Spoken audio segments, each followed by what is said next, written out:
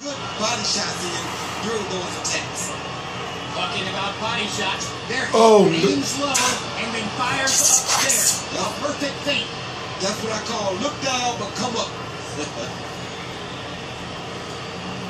Oh, God. Brilliant display by Canelo Alvarez. One more look. James Kirkland is still being worked on. He's on the canvas. He took the most brutal knockout of 2015, maybe 2014, maybe since the Stone Age I've seen, and it's probably because I'm watching the fight, and this is real time. Saul Canelo Alvarez is a superstar. You can't take that away from him. But my God, James Kirkland got his ass whipped. And you know what the question is going to be. It's going to be and Wolf.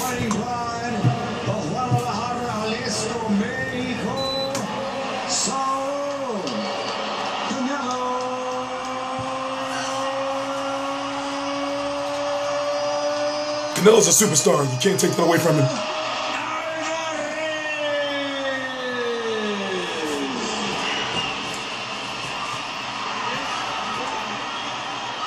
So what we're doing is we want to wait.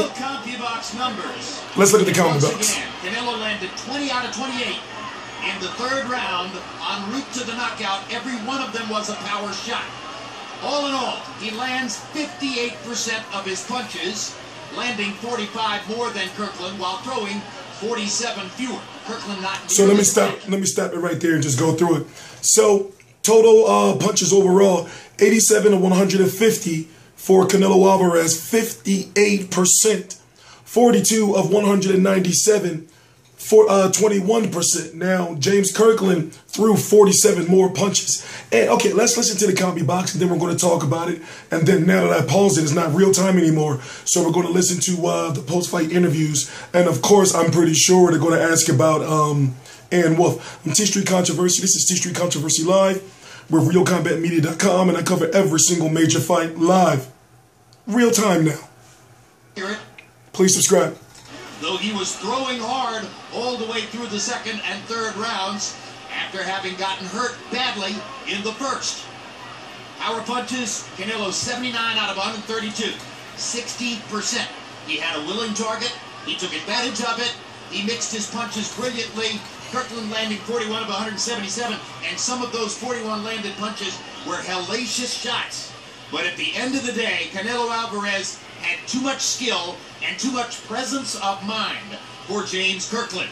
Let's go to Max Kellerman. All right, the post-fight interviews is next. So 79 of 132 in power punches for Canelo Alvarez, and then 41 of 177, 23% for James Kirkland. Now, the first round, literally, James Kirkland was coming out to try to take Canelo's head off, but there was something about, now you know James Kirkland is, you can say he's somewhat stiff, so there was something about his head movement and his bobbing and weaving trying to get in on Canelo, where I'm thinking like, oh, Canelo fights in burst. If you know Canelo, the uppercut that he was landing consistently on James Kirkland tonight, that's one of his moves. He'll do the uppercut and then he'll do the straight right.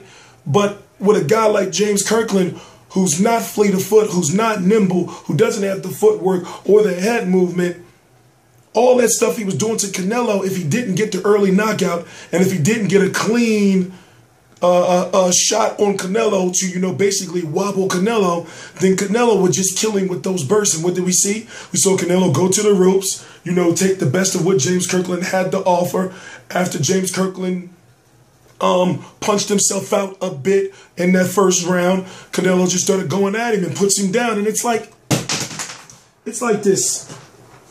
We know, ladies and gentlemen, what the question is going to be now. Everyone's going to ask the question of, well, see, that's what he get. He should have had Ann Wolf. And I'm thinking to myself, okay, on my Facebook page, I posted the interaction between James Kirkland and Rick Moranis, not Rick Moranis from Honey, I Shrunk the Goddamn Kids.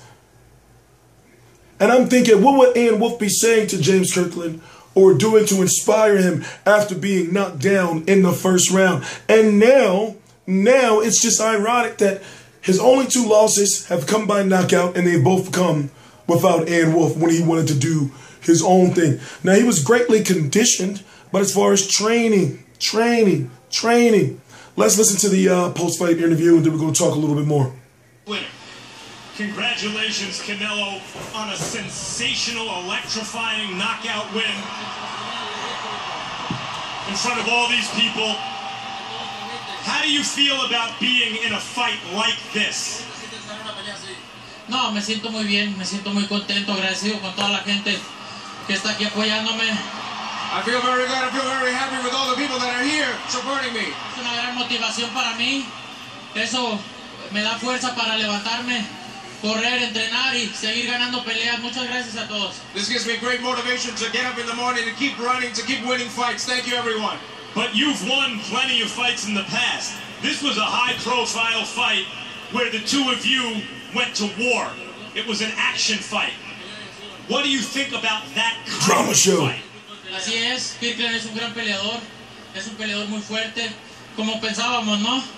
Como pensábamos, un peleador que iba a ir hacia el frente, tirando golpes, y así fue, ¿no? Al principio nos fatigamos un poco porque empezó muy fuerte la pelea, pero después empecé a agarrar mi ritmo, entonces fue como gané la pelea. Kirkland is a great fighter. We knew he was going to come and throw punches. You know, at the beginning, we were both a little exhausted, but I knew what happened, and I knew we would win the fight.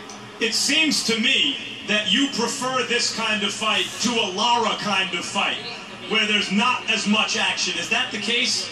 No, siempre pelear con un peleador como Kirkland que le gusta pelear. Para mí y para la gente creo que es las peleas que les gusta ver, ¿no? Y claro, me encanta. Fighting a man against Kirkland, a man that comes to fight, is something that the public's like and that I love. Did you feel after last week's big fight that didn't produce fireworks that you could create something special here for boxing fans who are hungry for that kind of fight? Mira, sinceramente yo no me baso en otras peleas. Yo no me baso en otras carreras, yo me baso en lo que yo hago, en las peleas que yo hago, y a la gente le gusta y eso es lo que me importa. Truthfully, I don't focus on other fighters, I don't focus on other fights, I do what I do what the people like, and that's what's important to me. So, let's focus on your next fight. You just took care of business. If Cotto takes care of business in June, are you interested in fighting Cotto before the end of this year? Yo estoy listo para cualquier rival. Yo no lo rehuyo a nadie y estoy listo aquí para cualquiera. I'm ready for any rival. I don't run away from anyone. I'm ready for anyone. That's one of the things we all love about you. Does that include Triple G in the not-too-distant future, Gennady Golovkin? Claro, ¿por qué no? Él es un gran campeón, es un guerrero. Son de los peleadores que me gusta pelear. En el futuro está esa pelea, ¿por qué no? Yes, why not? He's a great champion. He's a warrior. That's the type of fighter that I want to fight. In the future, yes. Thank you, Canelo, for a spectacular showing. You okay? I'm glad James Kirkland is giving a good interview. Well, we don't know if it's good or not, but I'm glad he didn't go to the back. Tough showing. You jumped on him. You seemed to catch him with a right hand early, followed him into the corner. I hope Ed Max asks about Ann Wolfe. I hope he does. How badly were you hurt in that first round? Honestly, first and most, I want to give thanks to God for this opportunity, because without him, none of this is possible. And I should ask, can you even remember clearly a fight like that at a moment like this when so many punches were exchanged? Most definitely. You know, I'm a fighter, so most definitely you got to be able to know your ins and your outs when it comes to being in the ring. Most, as I can say, you know, I got in there, putting work together. I evidently left my left hand down, and it came over the top and caught me with a shot. You know, I tried to the referee. He called it off. So most definitely, I take nothing away from Canelo. He did an outstanding job. At the end of the day, you know, I'm a warrior. You know, I definitely like that type of fighting, that type of exposure. You know, and that's exactly what I needed. Oh, you're a warrior. That's why everyone loves you. Boxing fans. But the way you usually win fights is you may have to get over some rocky moments, and we've consistently seen you do that except for the Ishida fight. What was it about Canelo when, even when you got back and you overcame and you shook the cobwebs and you started pressuring him, what was it about Canelo that you ultimately weren't able to overcome? As I say, you know, he's a crafty fighter. You know, he come with a lot of skill, a lot of fights, you know. Take nothing away from him. He was just on his P's and Q's. and he showed it tonight. Thank you, James. We look forward to seeing you again. Jim? All right, one more look at the knockout now. I wish I could show it to you, but soon, hopefully, you know, hopefully soon we'll have the HBO, you know, footage thing taken care of. But anyway, where does James Kirkland go from here? Well, for one, he can't go taking damn near 2 years off again. He has to remain active, especially after a high-profile fight like this, because look, and either way you think about it, he headlined the event with Canelo. So, you know, half of that crowd, you know, we know the crowd was there basically for Canelo, but basically he headlined this huge event. So he needs to get back out there, you know, and remain active, even if he's got to fight in Texas again, in a fight where he's overmatched against someone. And it's all about, will HBO pick up the fight or not? I think so. I think James Kirkland should be back on HBO. When it comes to Canelo, we know we want to see him versus Miguel Cotto, but what do you want to see more? Canelo versus Cotto or Canelo versus GGG?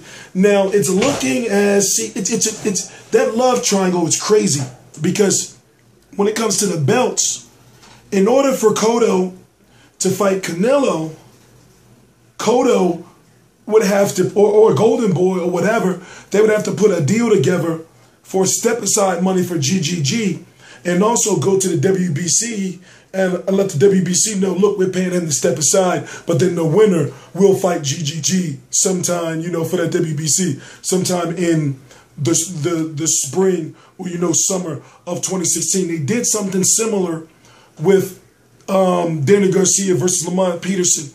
They had to pay Victor Postol step-aside money, also put Victor Postol, who was the #1 contender, on the undercard and allow him to, and also he was to be the #1 contender. So basically, Danny Garcia has to fight Victor Postol and Lucas Matisse, 2 mandatories, because of that situation. So therefore, basically, for Canelo Cotto to happen, GGG's team would have the final say. Now, in my opinion, it would be more beneficial to Golovkin's team to let Miguel Cotto versus Canelo happen and then see how the winner of that turns out, because it's like this. If Cotto wins and he don't want to fight you, you get the belt. If Canelo wins, you know, there's a good chance of Canelo versus GGG can happen on pay-per-view. Now think about what I'm saying. Canelo versus Golovkin on pay-per-view. Golden Boy would gladly make that. HBO would gladly make that. It would turn Golovkin into a pay-per-view superstar, and right now he's about maybe a fight or 2 away from, you know, being that he's already of age. And Canelo would be selling that, and also so many fans all across and around the board would be happy for Canelo and for Golovkin, if you really follow what I'm saying. I'm TstreeT Controversy. This is TstreeT Controversy Live. I cover every single major fight live. Of course, I'm going to be doing something called Google Hangout. Having a little bit of technical difficulties, but everything should run smoothly. Google Hangout about 90 minutes or so after this video. We're going to be doing a live chat, and basically what that is we just talk about the boxing events of the week. I am TstreeT Controversy with RealCombatMedia.com. Please subscribe.